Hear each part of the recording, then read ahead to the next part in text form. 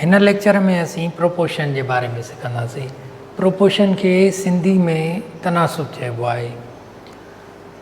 तनासुब यानी ॿिनि नस्बतनि जी बराबरी, इक्वलिटी ऑफ टू रेशियोज़।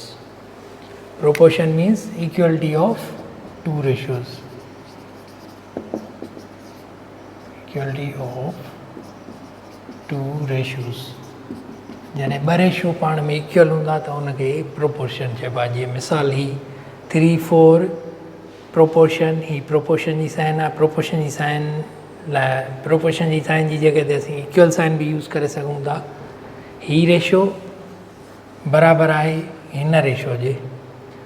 ही ॿई रेशियो पाण में प्रोपोर्शन में आहिनि। जीअं 3:4, ही बि 3:4 आहे। अगरि हिन खे शार्ट कयूं त 3:4 ईंदो। त ही प्रोपोर्शन जे प्रोपोर्शन में ही जेके ॿ आख़िरी आहिनि, हेॾां वारो ऐं हेॾां वारो, ही 3 ऐं 8, इन्हनि खे चइबो आहे एक्सट्रीम्स, यानी आख़िरी वैल्यू एक्सट्रीम्स। ऐं ही जेके अंदरि आहिनि वैल्यू ॿई 4 ऐं 6, इन्हनि खे चइबो आहे मीन। प्रोपोर्शन में मीन, ॿिन्हिनि मीन जी प्रोडक्ट ज़रबवत ऐं ॿिन्ही एक्सट्रीम जी प्रोडक्ट इक्वल हूंदी आहे। प्रोडक्ट ऑफ मीन, हिन में product of mean equal to product of extremes. Okay, product mean equal to product of extremes. Okay, जी हाणे 3 खे 8 सां मल्टीप्लाई कयो ऐं 4 खे 6 सां। ही ॿई मीन आहिनि ऐं ही ॿई एक्सट्रीम आहिनि। 4 × 6, हिन जो आंसर थींदो 24 ऐं हिन जो आंसर थींदो 24। प्रोडक्ट ऑफ मीन ऐं प्रोडक्ट ऑफ एक्सट्रीम बराबरि आहिनि। तव्हां हिते ॾिठो, ही ॿई ॾिसो रेशियो बि बराबरि, रेशियो बराबरि आहिनि। ही प्रोपोर्शन आहे। जॾहिं प्रोपोर्शन हूंदी त इक्वलिटी ऑफ रेशियो बि थी हूंदी। एक्सट्रीम ऐं मीन जी प्रोडक्ट बि बराबरि थींदी। एग्ज़ाम्पल 2, ही बि ॾिसूं प्रोपोर्शन आहे या न आहे। प्रोपोर्शन हूंदी त प्रोडक्ट ऑफ मीन ऐं एक्सट्रीम बराबरि थी वेंदी। 2 खे 15 सां मल्टीप्लाई कयो, ॿई एक्सट्रीम आहिनि ऐं ही ॿई मीन आहिनि। 2 × 15 ऐं 10 × 3, त ही थींदो 30 ऐं ही बि 30 थी वियो। बाक़ी ही प्रोपोर्शन में आहिनि। ही ॿई रेशियो 2:10 ऐं 3:15 ॿई प्रोपोर्शन में आहिनि, यानी ही ॿई रेशियो इक्वल आहिनि, ॿई रेशियो सेम आहिनि। ठीकु आहे, ॾिसूं ॿिन्ही ते 2 जी टेबल हणूं त ही थींदो 1:5 ऐं ही बि 1:5 थी वेंदो। ही बि 1:5 आहे, ही बि 1:5 आहे, इक्वल आहिनि। प्रोपोर्शन मक़सदु इक्वलिटी ऑफ रेशियो। प्रोपोर्शन में अगरि को असांखे वैल्यू ख़बर न हुजे, मीन मां या एक्सट्रीम मां या चइनी वैल्यू मां, त असीं उहो वैल्यू फाइंड करे सघूं था। ही फार्मूलो यूज़ करे, प्रोडक्ट ऑफ मीन ऐं product of extreme. Find value of x, हीअ प्रोपोर्शन आहे। हिन प्रोपोर्शन में असांखे एक्स जो वैल्यू फाइंड करिणो आहे। त प्रोडक्ट ऑफ एक्सट्रीम्स ऐं product of mean. Product of extreme माना 3 खे 1 सां मल्टीप्लाई कयूं ऐं प्रोडक्ट ऑफ मीन 9 खे ऐं 4 खे ॿिन्ही खे मल्टीप्लाई कयूं। ही थी वेंदो 3x बराबरि थींदो 9 × 4 = 36। हाणे 3x मल्टीप्लाई आहे, 3 ऐं x मल्टीप्लाई आहिनि ऐं 36। x जो वैल्यू कीअं मिलंदो, असां 3 डिवाइड कयूं ॿिन्ही तरफ़ां ॾांहुं, 3 में कैंसिल, त implies that x equal to 36 खे 3 सां डिवाइड कयो त 12 थींदो आंसर। हिन में बि x जो वैल्यू फाइंड करिणो आहे। प्रोडक्ट ऑफ एक्सट्रीम्स ॿई ॿाहिरियां, प्रोडक्ट ऑफ मीन, मीन में आहे 0.2 × x ऐं एक्सट्रीम में आहे 3.2 × 1.1। 3 ही हेॾा मल्टीप्लाई आहे 0.2, हेॾे डिवाइड अची वेंदो नेक्स्ट ॿी साइड ॾे 0.2, हेॾां बि 0.2 डिवाइड कयूं, 0.2 में कैंसिल, एक्स जो वैल्यू मिलंदो 0.2। ही पॉइंट ऐं हिन में बि पॉइंट हिकु डिजिट खां पोइ आहे, त पॉइंट में कैंसिल। ॿिनि खे डिवाइड कयूं असीं 3.2 सां, 0.2 खे डिवाइड कंदा 3.2 सां त असांखे 16 मिलंदो। 16 खे 1.1 सां मल्टीप्लाई कयूं 16 है 1.1 इंटू 16 116 एक हिते छह हिते एक मथे 16 खे 1 सां मल्टीप्लाई कयो 16 16 1 17 डेसिमल खां पोइ टोटल घणा डिजिट आहिनि 1 आहे टोटल हिन में को बि न आहे तंहिंजे करे 17.6 आंसर थी वेंदो।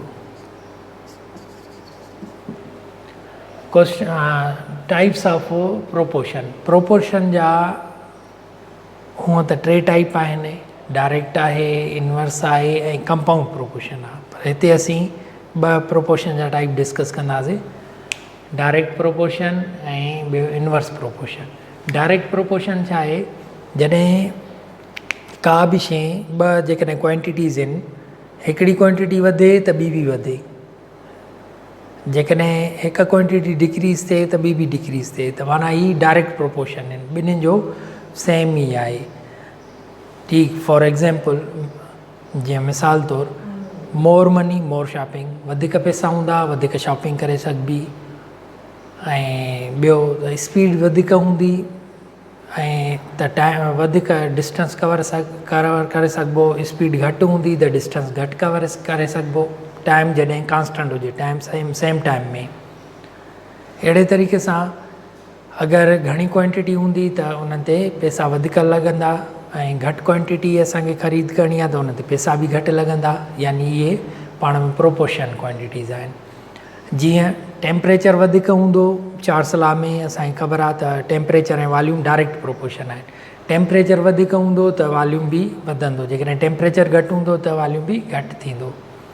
अहिड़े तरीक़े सां बॉइल्स लॉ में असांखे ख़बर आहे त टेम्परेचर ऐं प्रेशर इनवर्स प्रोपोर्शन आहिनि हिक ॿिए सां जेकॾहिं टेम्परेचर वधाईंदासीं प्रेशर ऐं वॉल्यूम हिक ॿिए सां इनवर्स प्रोपोर्शन आहिनि प्रेशर वधाईंदासीं त वॉल्यूम घटिजी वेंदो जेकॾहिं प्रेशर घटाईंदासीं त वॉल्यूम वधी वेंदो। इहे बि कुझु मिसाल आहिनि जेके साइंस सां रिलेटेड आहिनि। डायरेक्ट प्रोपोर्शन माना increase in one quantity results in increase in another quantity or decrease in one quantity यानी उन जो फ्लो सेम हुजे त ॿी क्वांटिटी में बि डिक्रीज़ ईंदी या ॿियो मिसाल असीं वठी सघूं था जीअं examples more money more shopping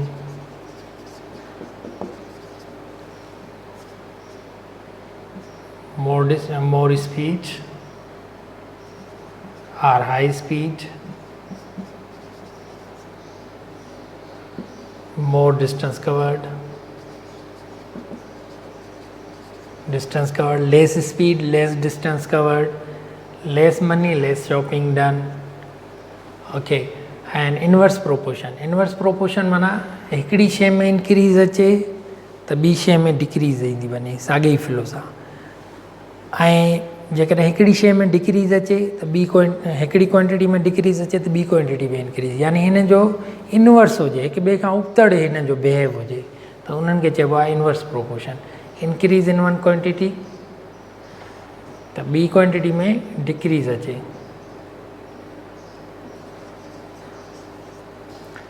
decrease in one quantity causes increase in another quantity।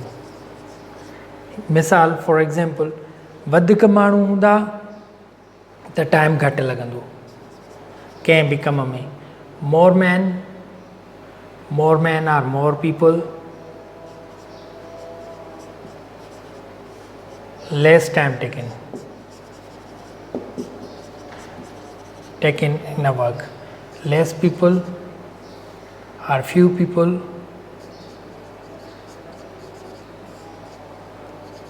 more time taken